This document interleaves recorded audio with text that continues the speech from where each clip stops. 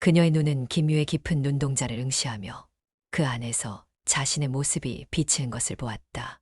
그녀의 목소리는 간신히 입술 사이로 흘러나왔다. 그의 손이 그녀의 허리를 감싸고 그녀의 몸이 그의 가슴에 밀착되며 두 사람의 온기가 서로를 적셨다. 서로를 끌어안은 채 뜨거운 두 눈이 마주치고 두근거리는 심장 소리가 서로의 가슴으로 전달되었다. 그의 손이 천천히 그녀의 어깨를 타고 내려가며 부드럽게 어루만지자 그녀는 뜨거운 숨을 토해내기 시작했다. 김유는 윤 씨의 입술을 향해 천천히 다가갔다. 그 순간 번개불이 다시 번쩍이며 방 안을 환하게 비추었다. 두 사람의 입술이 맞닿는 순간 윤 씨는 전율을 느끼며 몸을 떨었다. 김유의 입술은 부드럽고 따뜻했고 윤 씨는 그 안에서 자신이 찾고 있던 사랑의 온기를 느꼈다. 두 사람은 서로를 더욱 가까이 끌어안으며 그 밤의 비밀을 함께 나누었다. 방 안에는 두 사람의 사랑이 가득 차오르며 외부의 모든 소음이 사라진 듯 조용해졌다. 밤에 피는 야화를 찾아주셔서 감사합니다. 항상 행복하시기를 기원합니다. 한양의 한 고택, 그곳에는 명문 양반가에 부인 윤 씨가 살고 있었다. 그녀는 19 꽃다운 나이에 영막 높은 벼슬가의 최참판과 혼인하였으나 남편은 정무로 늘 바빴고 윤 씨의 방에 들르는 날은 손에 꼽을 정도였다. 그녀는 고요한 안채에서 적막한 밤을 보내며 홀로 잠을 청해야 했다. 그러던 어느 날 남편이 지방으로 부임하면서 윤 씨는 홀로 한양에 남게 되었다. 최참판은 지방으로 떠나기 전 서재를 관리할 새로운 사람을 구해야 했다. 그는 몇몇 친구들에게 부탁을 하였다. 내가 지방으로 부임하는 동안 서재를 맡아 관리할 적임자를 찾아야 하는데 좋은 사람 없을까? 그의 오랜 친구이자 학자인 이대감이 나섰다. 내가 아는 젊은 선비가 있는데 말이야. 학문이 깊고 성실하여 서재 관리에 적합한 인물이라네. 그가 어떠한 사람인가? 김유라 하는 자인데 가난한 집안 출신이나 글 공부에 재능이 뛰어난 사람일세. 이대감 잘 부탁하네. 손끝이 야무지고 성실한 내 서재 관리를 잘할 사람 부탁하네. 최참판은 떠나는 날 예상보다 바쁜 일정 탓에 서재 관리인 선택은 이대감에게 맡기고 서둘러 길을 나섰다. 그는 간단한 말만 남긴 채 관가에 가마를 타고 한양을 떠났다. 그렇게 김유는 최참판과 얼굴을 마주치지 못한 채 그 집에서의 새로운 삶을 시작하게 되었다. 김유는 날이 밝기도 전에 서재로 향했다. 서재 문을 열면 어젯밤 서늘한 공기가 남아 있었다. 그는 조용히 등불을 밝히고 책장을 하나하나 살폈다. 책들은 대부분 먼지가 쌓여 있었고 몇몇은 제자리를 찾지 못한 채 흐트러져 있었다. 서재의 문은 언제나 조용히 열리고 닫혔다. 김유는 매일 아침 서재를 열며 먼지를 털고 서책을 정리했다. 낮이면 목록을 작성하고 필요한 책을 정리하며 시간을 보냈다. 그리고 저녁이면 창문을 닫고 등불 아래서 자신의 공부를 이어갔다. 그의 하루는 조용하고 규칙적이었다. 하지만 그런 평온한 일상 속에서도 하나의 변화가 서서히 스며들고 있었다. 그날도 김유는 서재에서 책을 정리하고 있었는데 바깥에서 조용한 발소리가 들려왔다. 그리고 서재 문이 살짝 열리더니 고운 손이 문고리를 잡고 조심스럽게 문을 밀었다. 김유는 문득 고개를 들었다. 책을 찾으러 왔네. 윤 씨였다. 그녀는 언제나 단정한 옷차림으로 조용한 발걸음으로 서재를 찾았다. 김유는 살짝 고개를 숙이며 공손히 인사했다. 부인, 찾으시는 책이 있으십니까? 윤 씨는 책장을 훑어보다가 한 권을 꺼내들었다. 이 책을 보고 싶네요. 그녀가 든 것은 사기였다. 김유는 조용히 고개를 끄덕이며 책을 내려주는 손길을 도왔다. 그녀는 책을 받아들고 가볍게 고개를 끄덕였다. 고맙네. 그렇게 그녀는 책을 안고 조용히 돌아섰다. 그날 이후 윤 씨는 자주 서재를 찾았다. 어떤 날은 낮에, 어떤 날은 저녁 늦게. 그리고 문이 열릴 때마다 김유는 조용히 고개를 들어 그녀를 바라보았고 그녀는 가볍게 인사한 뒤 책을 찾아 떠났다. 그녀가 책을 들고 가면 서재에는 다시 적막이 감돌았다. 하지만 김유는 어느 순간부터 그녀가 다녀간 흔적을 찾게 되었다. 책상에 남겨진 책의 위치, 그녀가 펼쳤던 책장의 흔적, 가끔 그녀가 책장에 남겨놓고 간 꽃잎 하나. 모든 것이 그녀가 다녀갔다는 작은 증거였다. 그녀의 눈길이 닿는 곳에는 하나의 그림자가 자주 머물렀다. 남편의 서재를 관리하는 젊은 서책 관리인 김유였다. 검은 눈동자는 깊었고 손끝은 늘 책장을 넘기느라 가느다란 선이 잡혀 있었다. 윤 씨는 처음엔 그를 하인처럼 대했으나 시간이 흐를수록 그의 손끝이 책을 넘길 때마다 알 수 없는 떨림이 가슴 속에서 피어올랐다. 어느 날은 그녀가 책을 찾으러 왔다가 잠시 머뭇거렸다. 김유, 그녀는 처음으로 그의 이름을 불렀다. 김유는 잠시 멈칫했다. 그리고 천천히 그녀를 바라보았다.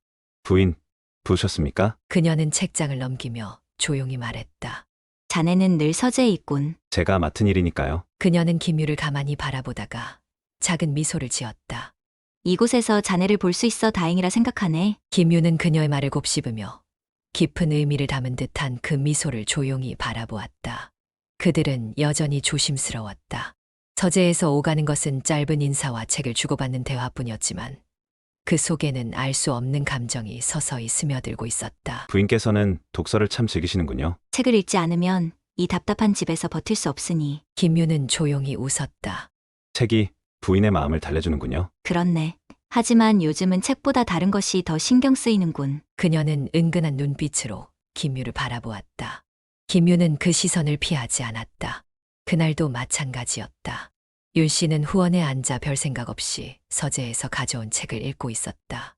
그녀는 한 줄 한 줄 따라가며 책을 읽었으나 뜻밖에도 그 책의 내용이 남녀 간의 은밀한 정을 담고 있는 남녀상 열지사 내용이었다. 사랑은 달빛이 머무는 곳에 깃들고 두 손끝이 맞닿는 순간 타오르는 불길과 같도다. 책을 읽다가 가슴에 불이 이듯이 잊고 있던 여인의 향기가 가슴에서 확 타올랐다. 그 순간 마침 정원에서 몇 권의 책을 가지고 온 김유와 눈이 마주쳤다. 부인, 불편한 곳이라도 있으십니까? 얼굴에 홍조가 보이는데 호쿠뿔이라도 걸리셨나요? 그의 낮고도 단정한 목소리가 귓가를 간지럽혔다. 윤 씨는 얼굴이 발갛게 달아올라 책을 덮으며 말했다. 아니야. 그냥 바람이 좋아서. 김유는 살짝 미소를 지으며 그녀가 덮은 책을 바라보았다. 정은 금기된 것이 아니지요. 그 말에 윤 씨는 놀라며 김유를 바라보았다. 김유는 천천히 그녀의 앞에서 나지막이 속삭였다. 부인께선 외롭지 않으십니까? 윤 씨는 당황하여 읽던 책도 놓고 황급히 돌아갔다. 어느 여름밤, 하늘에는 보름달이 떠 있고 대나무 숲 사이로 시원한 바람이 스며들고 있었다. 윤 씨는 깊은 밤 홀로 서재에 앉아 촛불을 바라보고 있었다. 바람에 흔들리는 불빛이 그녀의 어두운 눈동자를 일렁이게 했다. 김유의 목소리가 계속 귓가를 맴돌았다. 그녀는 문득 자신의 손끝을 바라보았다.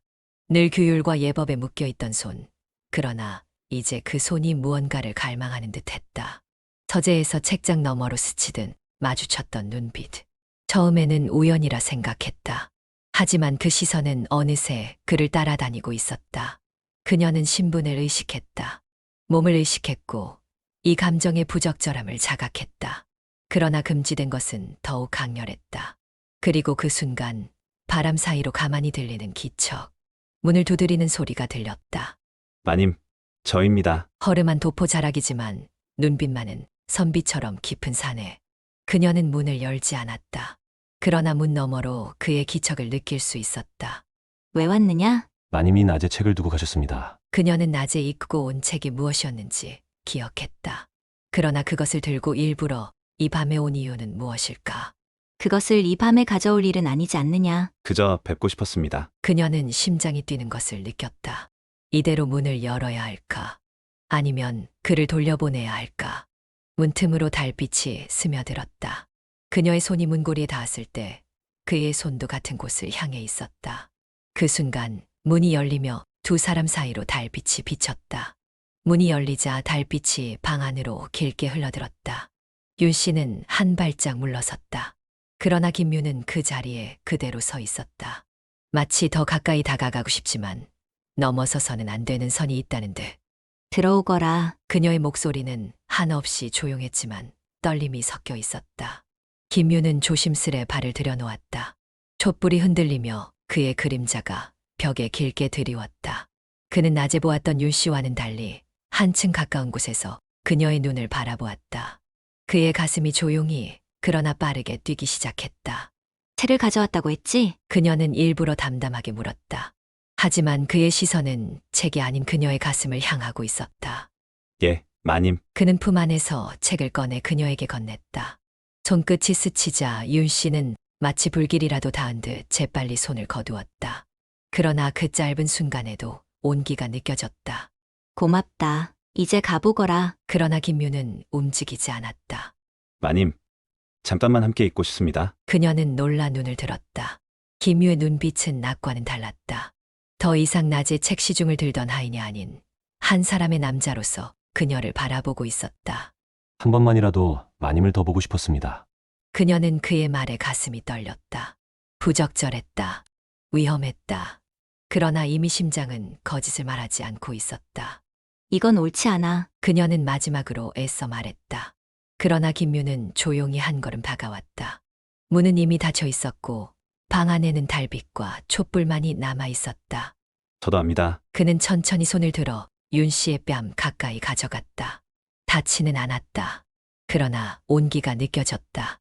이제 그만 나가세요. 그녀의 목소리는 점점 약해지고 있었다. 김유의 손끝이 그녀의 뺨을 따라 조심스레 움직였다. 하지만 운 씨는 이제까지 관습에 얼매인 마음의 끝을 붙잡고 있었다. 그녀는 끝내 김유에게서 한 발짝 물러섰다. 그리고 뒤로 돌아서 버렸다. 그렇게 아쉬운 밤은 흘러갔다. 그 밤 윤 씨는 침상에 누운 채 깊은 한숨을 내쉬었다. 창문 너머로 스며든 달빛이 그녀의 얼굴을 은은하게 비추었다. 조용한 밤, 바람조차 숨을 죽인 듯했다. 그러나 그녀의 가슴 속에는 잔잔했던 호수가 일렁이는 듯한 파문이 일어나고 있었다. 부인께선 외롭지 않으십니까? 김유의 낮은 목소리가 귓가에서 맴돌았다. 그의 말은 마치 깊은 어둠 속에서 길을 잃은 마음을 찾아오는 등불 같았다. 그녀는 스스로를 다독이려 했다. 하지만 무겁게 내려앉은 이불을 매만지던 손끝은 점점 더 깊은 갈망을 담아 흔들렸다. 오랫동안 혼자였던 밤들, 끝없는 기다림과 적막 속에서 그녀의 마음 한편에는 언제나 채워지지 않는 공허함이 자리하고 있었다. 하지만 이제는 다르다. 누군가가 자신을 바라보고 있었다. 한낱 서책을 돌보는 선비일 뿐이지만 그가 그녀에게 보내는 눈길은 단순한 존경이 아니었다. 그것은 조용한 탐닉과 더 가까이 다가가고 싶다는 은밀한 신호였다. 며칠이 지난 어느 칠같이 어두운 밤, 윤 씨는 조심스럽게 방문을 열었다. 그녀가 서 있는 곳은 후원의 작은 길이었다. 길 끝에는 낮에 보았던 작은 골방이 있었다. 여기까지 오는 길 내내 그녀의 발걸음은 망설였다. 그러나 문 앞에 도착했을 때 그녀는 이미 되돌아갈 수 없음을 깨달았다. 부인께서 이런 곳에 오시다니요? 김유는 놀라면서도 한편으로는 이미 알고 있었다는 듯 조용히 미소를 지었다. 그대는 어떤 책을 읽고 있는지 보고 싶었다. 그녀는 담담한 듯 말했지만 목소리 끝에는 알 수 없는 떨림이 섞여 있었다. 김유는 천천히 책장 위에 손을 올렸다. 그리고 한 권을 꺼내 그녀에게 건넸다. 그것은 구운몽. 윤 씨는 책 표지를 가만히 매만졌다. 그녀의 손끝이 책장을 넘겼다. 그리고 그곳에는 이런 구절이 있었다. 사랑이란 달빛 아래 흐르는 물과 같고 한 번 스치면 그리움을 남긴다. 사랑이란 것이 과연 금기된 것일까? 그녀는 조용히 속삭였다. 그리고 김유는 대답하지 않았다. 그는 천천히 윤 씨의 손을 가볍게 잡았다. 금기란 사람이 만든 것이지요. 마음이 향하는 곳을 막을 수는 없습니다. 그녀는 그 순간 숨이 멈춰지는 듯 하였다. 그리고 멈추지 않는 심장의 고동이 가슴을 두드렸다. 김유는 손을 거두지 않고 마치 대답을 기다리는 듯 천천히 그녀를 바라보았다. 그녀는 천천히 고개를 들어 눈을 맞추었다. 그의 눈 속에는 자신이 한 번도 보지 못한 깊은 감정이 담겨 있었다. 그 순간 창밖에서는 바람이 스쳤다. 불빛이 흔들리며 방 안을 물들였다. 그리고 그녀의 손끝이 떨리는 것을 느끼며 김유는 천천히 그녀의 손을 쥐었다. 윤 씨는 그 손을 피하지 않고 가늘게 떨리는 손을 내려다보았다. 김유의 손이 그녀의 손등을 감싸고 있었다.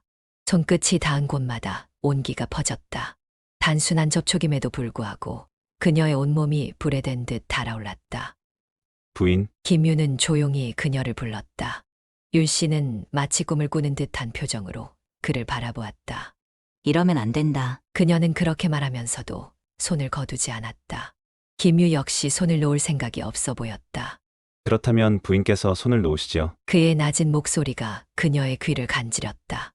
윤 씨는 손끝을 힘주어 오므렸지만 오히려 그의 손길을 더욱 깊이 받아들이는 모양새가 되었다. 김유, 그녀의 목소리는 희미한 숨결처럼 떨렸다. 그녀가 그의 이름을 부르는 순간 두 사람 사이의 선이 무너졌다. 김유는 천천히 부드럽게 그녀의 손에 입맞춤했다. 아주 부드럽고 조심스러운 움직임이었지만 윤 씨는 그곳에서 말할 수 없는 떨림을 느꼈다. 그녀는 눈을 감았다. 비가 내리기 시작했다. 후원 너머로 희미하게 번개가 번쩍였다. 부인, 비가 많이 오니 창문을 닫아야겠습니다. 김유는 조용히 일어나 창문을 닫았다. 그 밤 방 안에는 비 내리는 소리와 함께 두 사람의 숨소리가 조용히 거칠어지기 시작했다. 윤 씨는 김유의 가까운 숨결을 느끼며 가슴이 벅차올랐다. 그녀의 눈은 김유의 깊은 눈동자를 응시하며 그 안에서 자신의 모습이 비치는 것을 보았다. 부인, 이제는 더 이상 참을 수 없습니다. 김유의 목소리는 떨림을 감추지 못했다. 그의 손이 윤 씨의 얼굴을 어루만지며 그녀의 볼을 가볍게 스쳤다. 윤 씨는 그 손길에 몸을 떨며 눈을 감았다. 김유, 나도 더 이상은. 그녀의 목소리는 간신히 입술 사이로 흘러나왔다. 그의 손이 그녀의 허리를 감싸고 그녀의 몸이 그의 가슴에 밀착되며 두 사람의 온기가 서로를 적셨다. 서로를 끌어안은 채 뜨거운 두 눈이 마주치고 두근거리는 심장 소리가 서로의 가슴으로 전달되었다.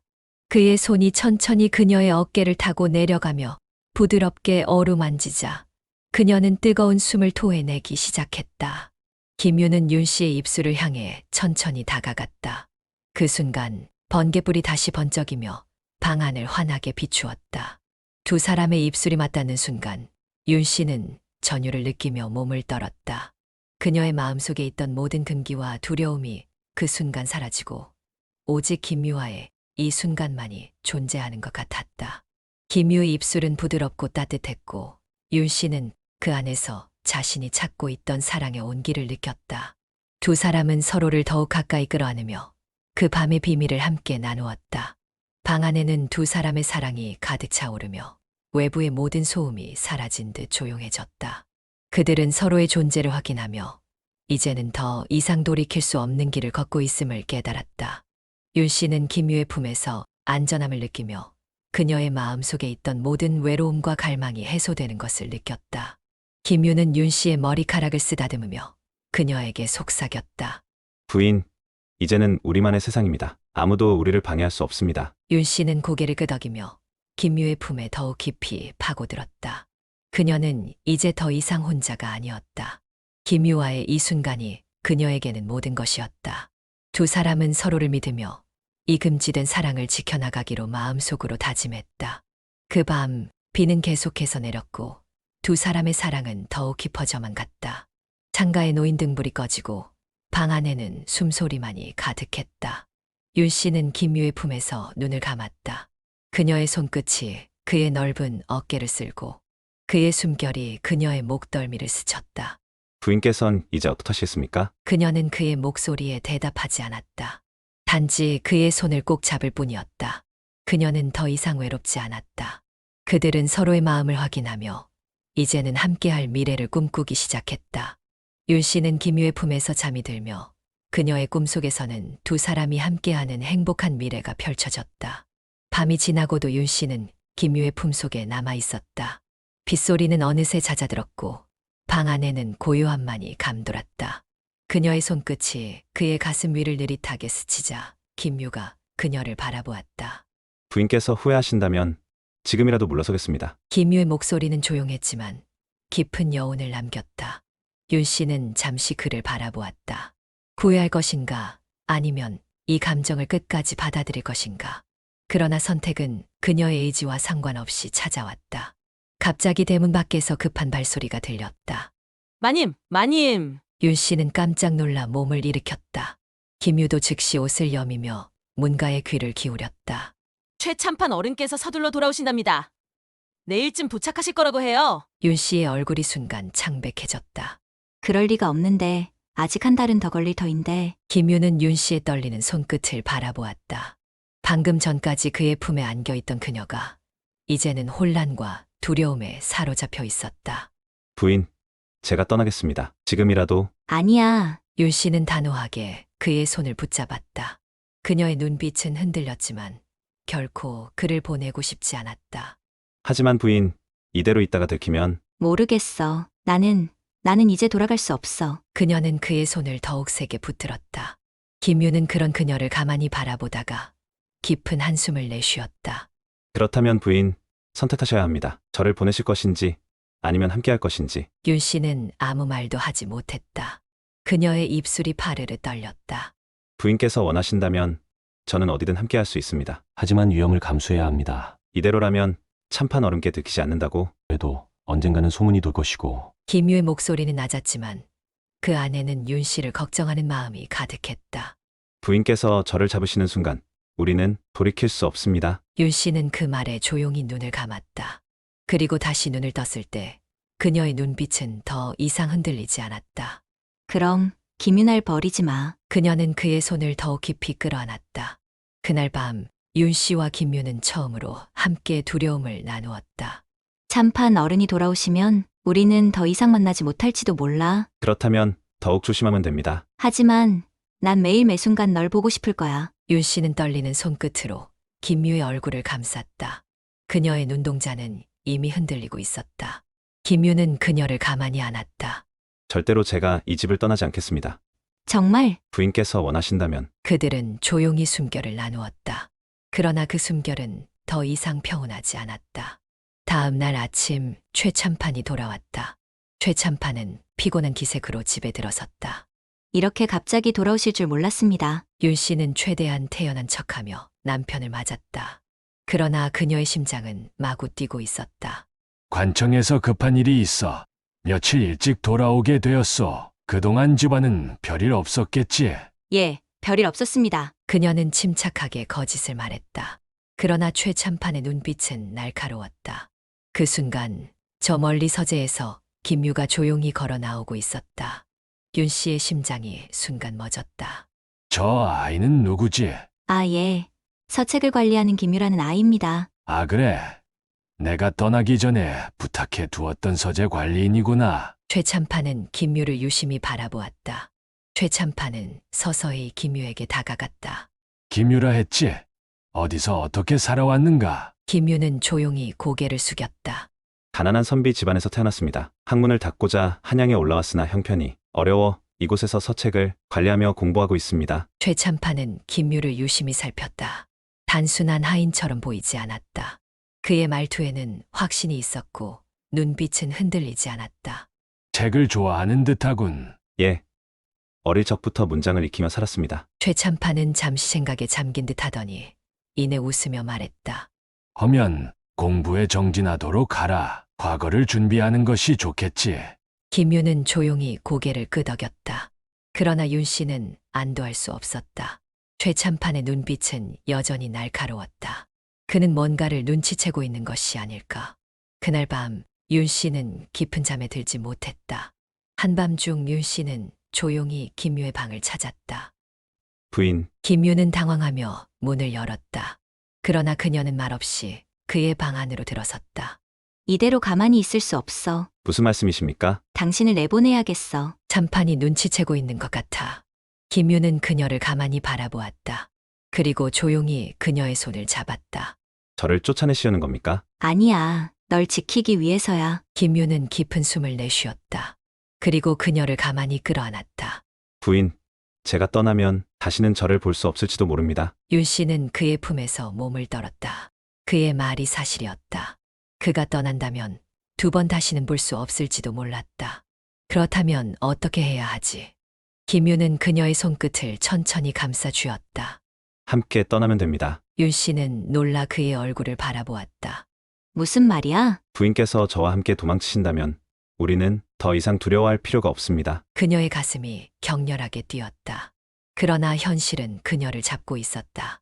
그럴 순 없어. 난 최참판의 부인이야. 그리고 이곳을 떠난다면 난 어디로 가야 하지? 김유는 조용히 그녀를 바라보았다. 그리고 그녀의 뺨을 어루만지며 낮게 속삭였다. 그곳이 어디든 제가 부인을 지킬 것입니다. 윤 씨는 그의 가슴에 얼굴을 묻었다. 그러나 쉽게 답을 내릴 수 없었다. 그녀의 마음은 이미 김유를 향해 있었지만 현실이 허락하지 않았다. 며칠 후 마을에는 이상한 소문이 돌기 시작했다. 최참판대 부인이 서재를 관리하는 자와 친분이 깊다더라. 부인께서 너무 외로우신 게 아닐까? 설마 그런 일이 있겠어? 그러나 소문은 점점 커졌다. 윤 씨는 불안했다. 최참판이 이 소문을 듣는다면 김유는 목숨을 잃을 수도 있었다. 그녀는 참판을 피하려 했지만 결국 그는 윤 씨를 불렀다. 요즘 부인께선 서재를 자주 드나드는 것 같군. 윤 씨는 순간 심장이 덜컥 내려앉았다. 그러나 애써 태연한 척하며 대답했다. 서책을 정리할 일이 많아서였습니다. 그래. 그런데 부인, 이상한 소문이 돌고 있는 것을 아시오? 그녀는 말없이 그를 바라보았다. 나는 부인을 믿는다. 하지만 만약 그 소문이 사실이라면 내 손으로 직접 해결해야겠지. 윤 씨는 숨을 삼켰다. 하지만 최참판은 이미 모든 것을 알고 있었다. 윤 씨는 그날 밤 다시 김유를 찾았다. 그녀의 손은 떨리고 있었다. 이젠 선택해야 해. 부인께서는 저와 함께 떠나실 겁니까? 그녀는 망설였다. 하지만 마음속 깊이 이미 답을 알고 있었다. 그래, 너와 함께 가겠어. 김유는 그녀를 조용히 안았다. 그렇다면 준비하겠습니다. 내일 밤 후원의 작은 문으로 오십시오. 그녀는 그의 품속에서 떨리는 숨을 내쉬었다. 그러나 그녀는 알지 못했다. 그 모든 순간을 최참판이 조용히 지켜보고 있었다는 것을. 다음 날 밤, 윤 씨는 조용히 집을 나섰다. 달빛 아래 후원으로 향하는 길이 유난히 길게 느껴졌다. 그러나 그녀가 후원의 문을 열었을 때 그곳에는 김유가 아니라 최참판이 서 있었다. 그의 얼굴은 싸늘했다. 부인, 어디를 가시려 하시오? 윤 씨의 심장이 멎었다. 그녀는 덫에 걸려 있었다. 윤 씨는 한 걸음도 움직이지 못한 채 최참판을 바라보았다. 그의 얼굴에는 분노가 서려 있었지만 그보다 더 깊은 곳에는 예상치 못한 감정이 자리하고 있었다. 부인, 어디를 가려 했소? 그의 목소리는 낮았지만 윤 씨의 귓가에는 천둥처럼 울려 퍼졌다. 저는 그저 바람을 쐬러 나왔습니다. 윤 씨는 최대한 태연한 척했지만 목소리가 미세하게 떨렸다. 최참판은 그런 그녀를 노려보았다. 거짓말하지 마시오. 부인은 지금 이 순간 나를 떠나려 했소. 그 순간 어둠 속에서 또 다른 발소리가 들려왔다. 김유였다. 그는 이미 상황을 예감한 듯 조용히 나타났다. 그의 얼굴에는 두려움도 후회도 없었다. 오직 한 가지, 윤 씨를 지키겠다는 결심만이 서려 있었다.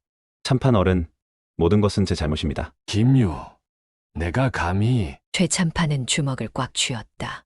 그러나 그는 예상과 달리 김유를 때리지 않았다. 대신 깊은 한숨을 내쉬었다. 내가 왜 이리 늦게 깨달았을까? 그 말에 윤 씨와 김유는 놀란 듯 최참판을 바라보았다. 부인, 당신은 언제부터 나를 사랑하지 않게 되었소? 그의 물음에 윤 씨는 말을 잇지 못했다. 그는 그녀의 마음을 이미 알고 있었다. 그녀가 얼마나 오랫동안 외로웠는지, 얼마나 많은 밤을 홀로 보냈는지. 내가 당신을 외롭게 했구려. 나는 늘 정무에 바빠 집안을 등한시했지. 당신이 이토록 외로웠다는 것을 왜 몰랐을까? 그는 씁쓸한 미소를 지으며 김유를 바라보았다. 나는 내 놈을 당장 죽일 수도 있지. 하지만 그것이 부인의 마음을 돌릴 수 있을까? 김유는 조용히 고개를 숙였다. 그는 죽음을 두려워하지 않았다. 다만 윤 씨가 자신을 지키려 하다가 더 큰 화를 당할까 걱정될 뿐이었다. 나는 여전히 부인을 사랑하오. 하지만 만약 부인이 나보다 이자를 더 사랑한다면 그의 목소리는 한층 낮아졌다. 그럼 보내주겠소. 그 순간 윤 씨의 심장이 요동쳤다. 그녀는 믿을 수 없다는 듯 남편을 바라보았다. 당신이 저를 보내준다고요? 그렇소. 부인을 강제로 붙잡아두는 것이 무슨 의미가 있겠소.